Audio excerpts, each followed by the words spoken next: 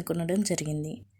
మానవ అవయవాలను అత్యంత వేగంగా రవాణా చేసి అవసరమైన వారికి అమర్చి ట్రాన్స్ప్లాంటేషన్ చేసి వారి ప్రాణాలను కాపాడేందుకు అవలంబించాల్సిన ప్రామాణిక పద్ధతి స్టాండర్డ్ ఆపరేటింగ్ ప్రాసెస్ SOPని కేంద్రం విడుదల చేసింది.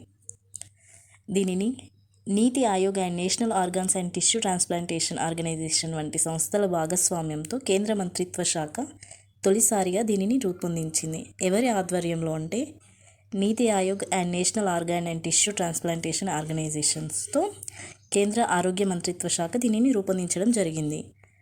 దీని లోపల వాయు మార్గం, అంబులెన్స్, మెట్రో, డిఫెన్స్, రోడ్డు మార్గం, రైలు మార్గం, అదేవిధంగా జల మార్గాల లోపల అవయవాలను రవాణా చేసేటప్పుడు ఖచ్చితంగా పాటించాల్సిన పద్ధతిని నిర్దేశించింది. మానవ అవయవాలను దేశీయ భూభాగంలో మాత్రమే రవాణా చేయాలని కేంద్ర ఆరోగ్య మంత్రిత్వ శాఖ స్పష్టం చేయడం జరిగింది.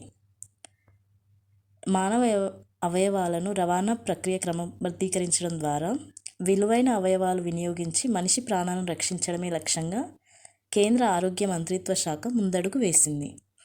Thank you for watching.